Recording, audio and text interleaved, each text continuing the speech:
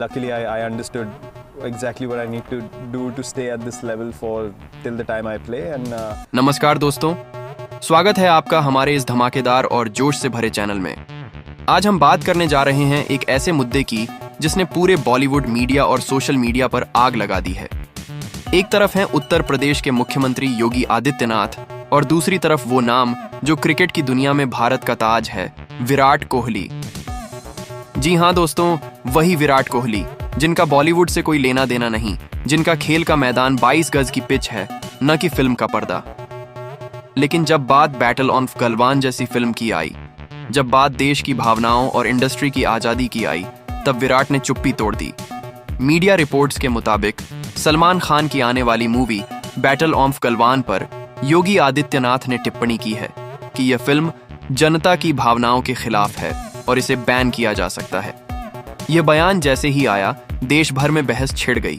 क्या किसी फिल्म को बैन करना सही है? क्या एंटरटेनमेंट इंडस्ट्री पर इस तरह का नियंत्रण उचित है? लोगों के बीच सवाल उठने लगे, क्या अब रचनात्मक आजादी भी खतरे में है?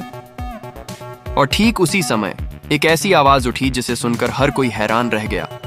वह आवाज थी विराट कोहली की। दोस्तों, विराट कोहली हमेशा अपने खेल, अपने जुनून और अपने अनुशासन के लिए जाने जाते हैं। वह शायद ही कभी राजनीति या कंट्रोवर्सी में बोलते हों, लेकिन इस बार जब उन्होंने बैटल ऑफ गलवान का ट्रेलर और कुछ सीन देखे तो उन्होंने खुद कहा कि यह फिल्म केवल मनोरंजन नहीं बल्कि हमारे सैनिकों की भावना का प्रतीक है। विराट ने कहा, मैं क्रिकेटर हूं, फिल्म वाला नहीं, लेकिन मैं एक भारतीय हूं। अगर कोई फिल्म हमारे जवानों की बहादुरी दिखा रही है तो उसे रोकना या बैन करना बहुत बड़ी गलती होगी। यह सिर्फ एक फिल्म नहीं, यह एक एहसास है, एक श्रद्धांजलि है। उन्होंने आगे कहा, देखता हूं तुम इस फिल्म को कैसे रोकोगे। अगर कोई इस फिल्म को रोकने की कोशिश करेगा तो वो देश की आवाज को रोकने की कोशिश करेगा। उनके इस बयान ने सोशल मीडिया पर जैसे तूफान ला दिया।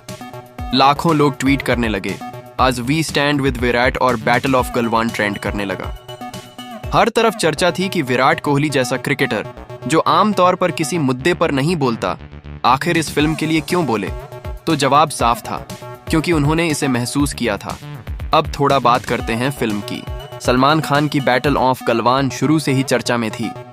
जब इसका पोस्टर रिलीज हुआ, सलमान का डेंजरफुल लुक, आंखों में जंग का जुनून और बैकग्राउंड में लहराता तिरंगा, तब से ही फैंस इसे देशभक्ति की सबसे बड़ी फिल्म कहने लगे थे।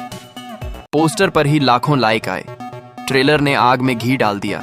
लोग कहने लगे कि सिकंदर के बाद सलमान का यह सबसे बड़ा धमाका होगा।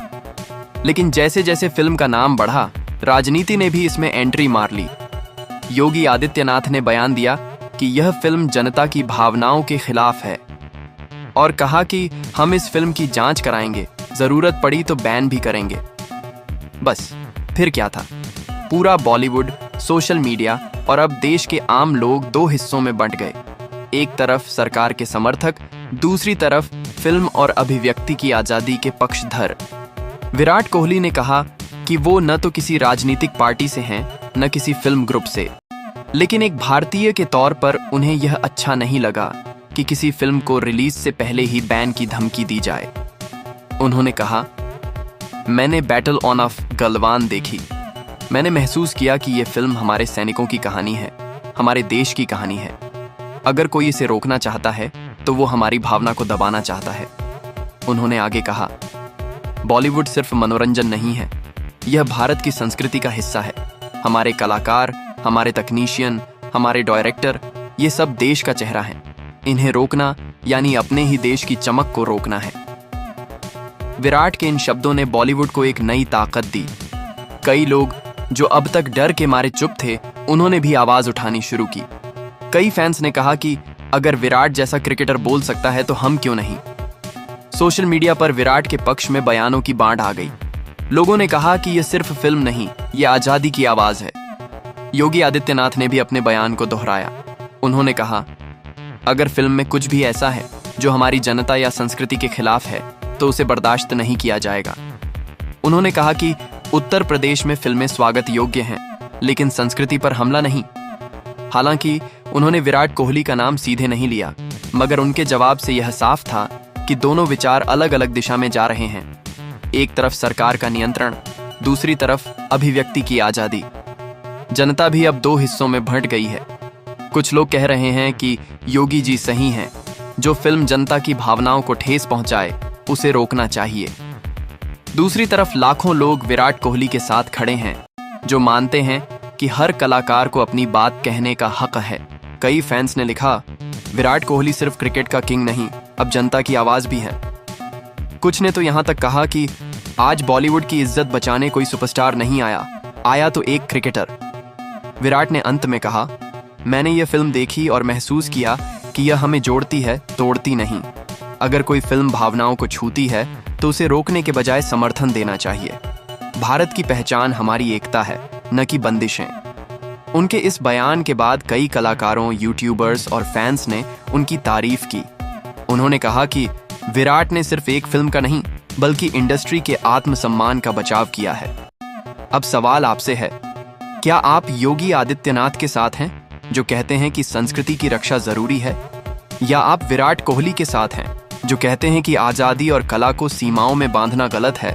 कमेंट बॉक्स में अपनी राय जरूर बताइए, क्योंकि आपका एक कमेंट बताएगा कि आज के भारत में कौन ज्यादा ताकतवर है, सत्ता की आवाज या जनता की आवाज।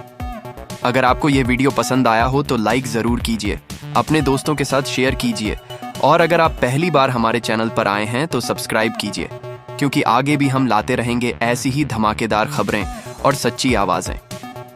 घंटी आइकन जरूर दबाइए ताकि अगली अपडेट सबसे पहले आप तक पहुंचे।